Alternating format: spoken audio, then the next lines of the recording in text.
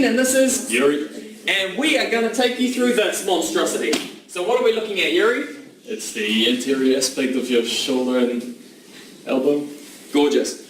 It's anterior because we can see the... Clavicle and the coracoid process. Good. And we're going to label up some muscles, and then we're going to compare and contrast their actions. So if we start over here, what's this muscle? It's the biceps brachii. Good. Biceps, because it has... 2 heads. And our long head runs through the intertubercular groove to insert in the... Supraglenoid tubercle. Good. Oops. Originate from the supraglenoid tubercle. No, that was my bad. Yep. And then... Sorry about it, Yuri. And then the short head originates from the... Coracoid process. Good. Then the insertion is into the...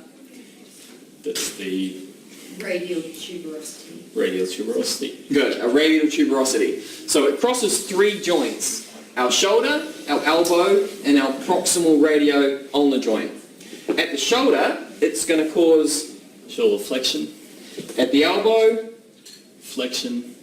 And at the forearm... Supination. Good. Because when we supinate, if you watch what happens, which bone moves? It's the radius. Good. And our biceps inserts into the radius, allowing us to supinate. So which bone stays still? It's the ulna. Good. That'll be important coming up. Alright, so there's our biceps brachii and its actions. Then moving over here, what muscle do we see on the anterior surface of the scapula? It's the subscapularis. Good. Then we've got a muscle coming from the coracoid to the upper arm, or the brachium. The coracobrachialis. Then we've got a muscle mostly just crossing the brachium. It's the brachialis. And then we've got one coming from the lateral supracondylar ridge and then coming down to the radial styloid. Which is the brachioradialis. Good. So now let's compare the actions of these muscles to biceps brachii. So subscapularis can do internal rotation and adduction. Whereas biceps That's flexion of the shoulder. And can subscapularis flex the elbow or supinate the forearm? No, it doesn't cross the elbow. Good. So that's the difference between these two. This next muscle is the...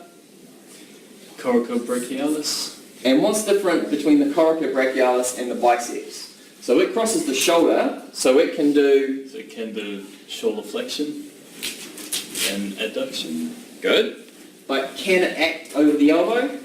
No, it can't. Good.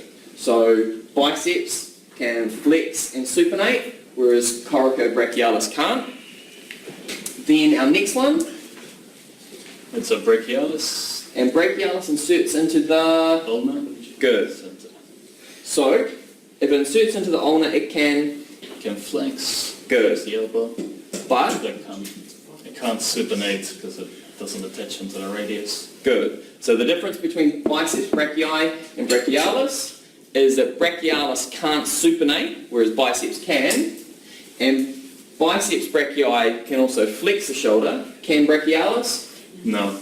Because It doesn't cross the shoulder. gorgeous. Okay, last one is our... Brachioradialis. And what is the action of brachioradialis? That's flexion Of the... elbow. Good. And biceps brachii can flex the elbow. Can brachioradialis flex the shoulder? No. Good. So that's the difference between the two. Shot, Yuri. Boom!